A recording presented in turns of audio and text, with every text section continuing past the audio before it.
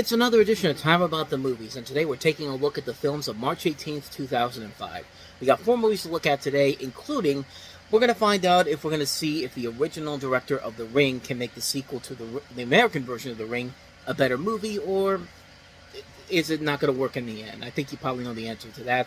We've also got Harriet the Spy, all grown up, sort of, in a new Disney movie. We have a new film from the director of Akira and Woody Allen's latest comedy drama, if you will.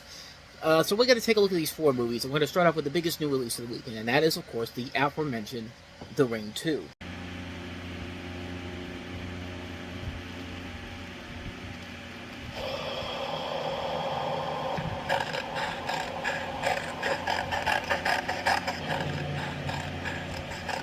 They don't dream, you know. The dead don't dream. And the dead never sleep. They wait. They watch for a way to get back. My baby told me to. Just like yours will tell you. And you have to do it. You have to send it back. They stop me. Don't let them stop you. You have to listen to the voices. You did it. You let the dead get in. You let the dead get in.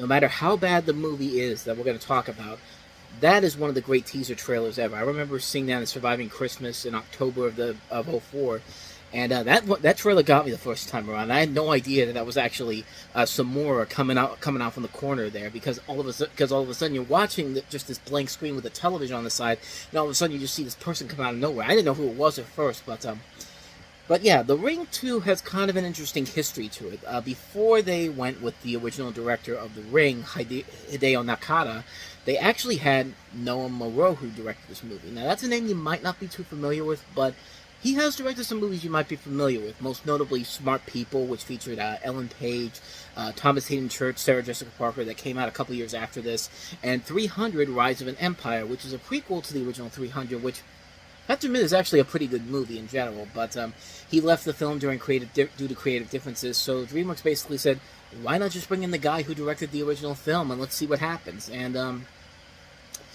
yeah, needless to say, that did not work out in their favor in the long run, but in the story here of The Ring 2, you've got a high school student named Jake who tries to make his girlfriend Emily watch a cursed tape, from the aforementioned first movie, well, of course, if you watch it 7 days later, you end up dying. But then Jake finds out that Emily covered her eyes and didn't watch the tape, and then Jake is killed by Samara Morgan from the first movie, and Rachel Keller, once again played by Naomi Watts, learns of Jake's death and finds his twisted body in the back of an ambulance. Rachel then realizes she once again has to save her son Aiden from Samara, the evil ghost child, who's now a grown-up in here, and played by Kelly Stables, who's, if you watch 2.5 Men, you know exactly who she is. She was Melissa on 2.5 Men. She's also done a lot of voice work in the past. She's done work for video games. I mean, she's been all over the place. And but yeah, she's the grown-up version of Samara, I guess you could say here. But you know, it's weird. Like, because they have the original director Hideo Nakata here, you think you're gonna get something that could be better. You know, could be better than the original film, because you have the guy who made the original film as popular as it was, but not the case here. I mean, it's mostly because this is a film that I guess he kind of took over from another director, and it's just a completely different vision from what they had envisioned altogether. And yeah, at times it could be very creative, at times it could be creepy, but it doesn't have that same factor that the first movie did that made it so special. Like, the original American version of The Ring still holds up and still has moments that will still creep the living hell out of you. This, not so much. I mean, when you have a scene where you have all these deer that all of a sudden attack Naomi Watts, and it looks incredibly fake with the CGI, it's just like, you know, you've already lost the thrill factor here. Like, it's already out of the woodwork here, and it's just like, it just feels like a film that was just all over the place, and made specifically because the first movie was such a big hit.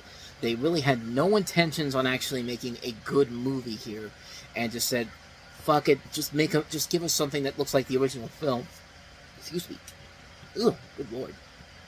Sorry. Just give us something that's like the original film again, and we'll sell and we'll probably make a good chunk of money off of it, which they did. I mean, this was a hit film in general, even though it wasn't as big of a success as the first movie was, but $50 million budget still made over $160 million worldwide, so it still made money for them in general, and led to a third installment in the series, which is somehow even worse than this movie. But then again, when you wait 12 years to make it, and you only make it because of name recognition, and have no purpose whatsoever to having everybody to having that story, and just changing your own rules, yeah, it just doesn't work overall, and it's just such a mess of a film, man. Like, the possibilities are there, especially with the director back, but this is a film that is clearly not what they expect, is not what they wanted, and they basically made it just because the first movie was such a success. And yeah, it's just, that trailer is the most memorable thing you'll take from this movie in general. Everything else, complete garbage. But give it this, it's better than Rings. We'll get to that one in about 12 years' time from when we're doing this. But so that is The Ring 2. So let's go ahead and move on to the next movie we have here, and that is Michelle Trachtenberg in Disney's Ice Princess.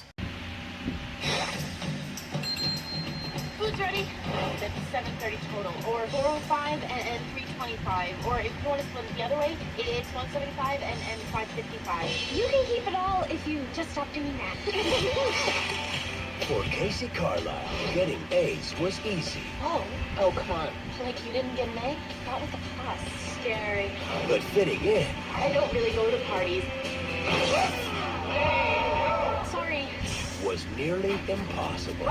Any way that I could take a few lessons? Welcome to our snowplow sound class. I'm going to the 2010 Olympics. Could you try not to, squish me? Until the moment, And that there is an exact aerodynamic formula. a twist of fate spun her world around.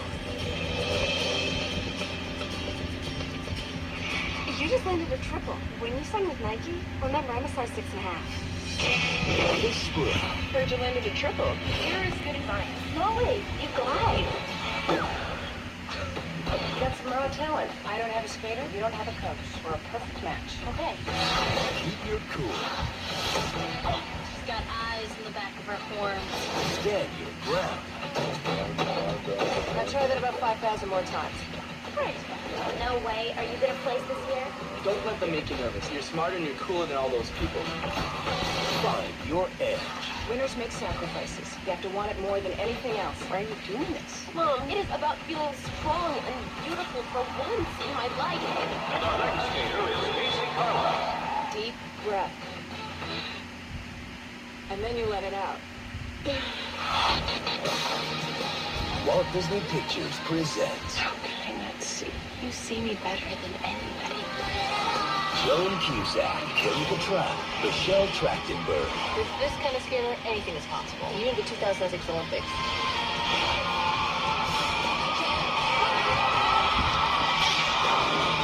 Ice Princess.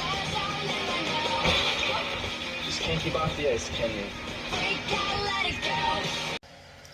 Okay, first of all, it's hard not to look at this movie a year after, Michelle Trachtenberg was literally taking off her clothes in Euro Trip. I mean, and they were lucky because she was 20 years old. She was 20 years old when this movie came out. So, and Euro Trip came out in 2004, so that means they filmed it in 2003. So, they got lucky because she would have been 18 when they made that movie. But yeah, it's kind of hard not to take this movie all that seriously when you just have Michelle Trachtenberg in a movie where she's literally getting naked, not naked, but like she's getting close to being naked in a Euro Trip and kissing her brother in that movie. Like, yeah, it's weird watching that movie and then going straight to this next movie here. And it also doesn't help that she's 20 years old when this movie came out. And she's supposed to be in high school. Like, I don't know. Like, it's kind of like Man of the House all over again. But this is slightly better than Man of the House, but Not great either. So, as you see from the trailer, you've got a story where Trachtenberg plays Casey Carlisle, a normal teenager who gives up a promising future academic life in order to pursue her newfound dream of becoming a professional figure skater.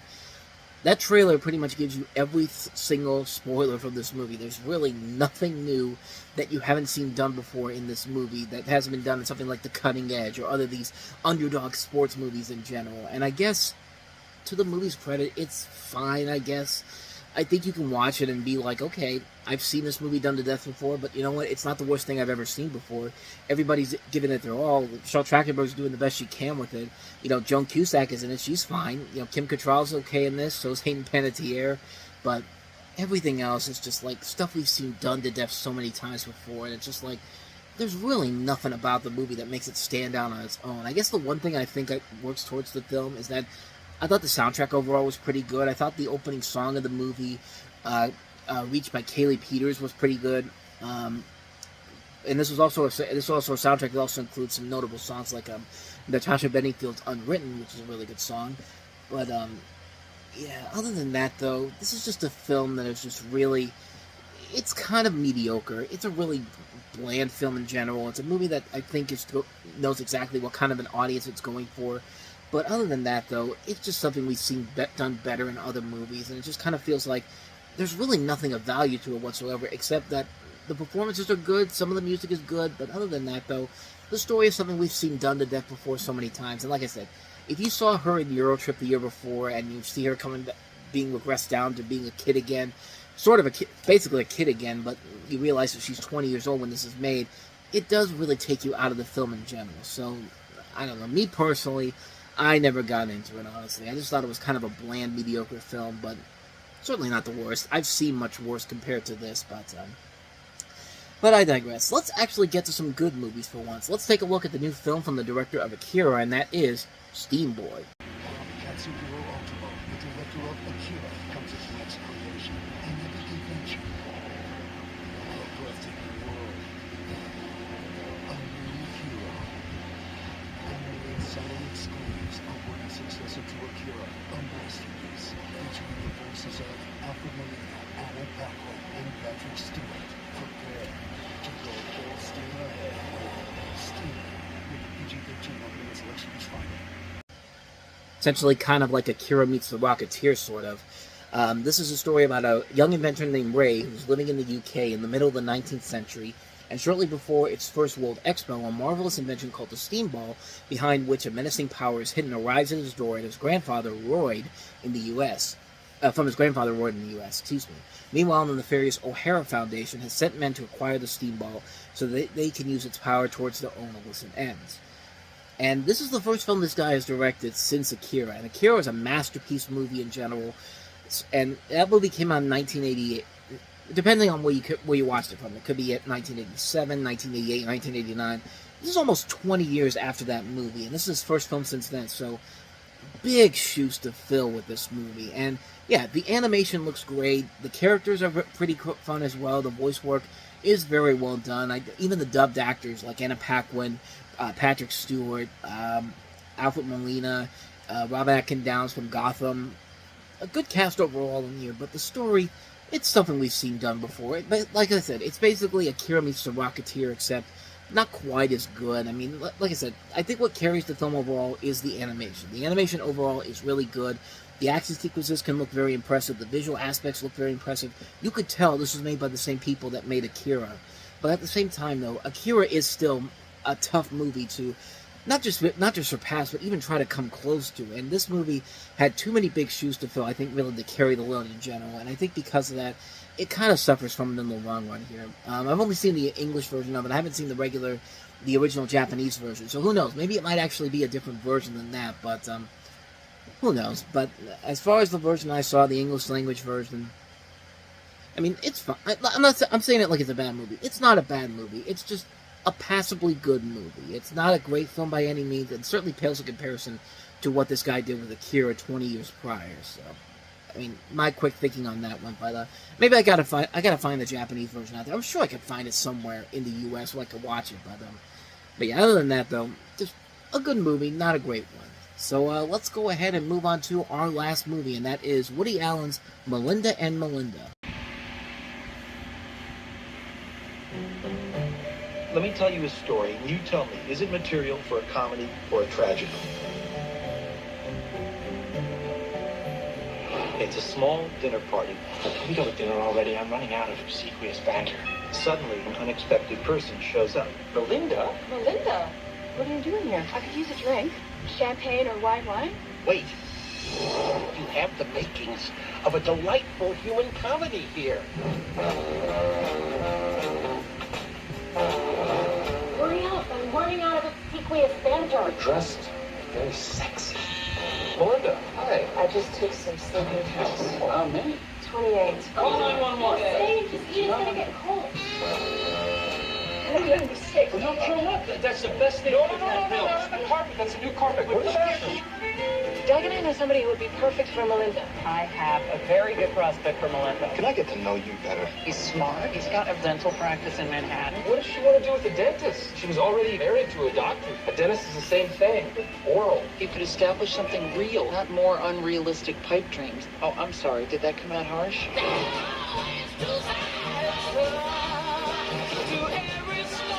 I can't stop thinking about Melinda. My marriage has been in the decline for a long time. You feel like we don't communicate anymore? Of course we communicate. Can we not talk about it? It was there in his talk, in his eyes. And you flirted back. It's not like we planned on it happening. Poor Melinda. What do you do for exercise? An occasional anxiety attack. What do you want? To want to live. I wish I could be with Melinda without hurting my wife. I think you should know. You're having an affair with Steve Walsh. He's wonderful. He's clever. He's smart. He's fabulously wealthy.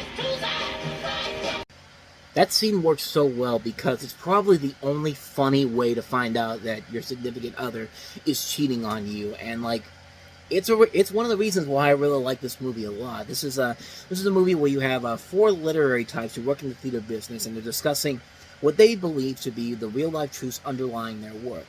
You have Max, who writes primarily tragic plays, and Cy, who writes primarily comic plays, and Al proceeds to tell them a real story about a troubled woman named Melinda, played by Radha Mitchell, who shows up unexpectedly at a door in the middle of an important business dinner party, and Melinda long ago left her physician husband to embark on a relationship with whom she initially believed to be the man of her dreams, which ended up not being the case.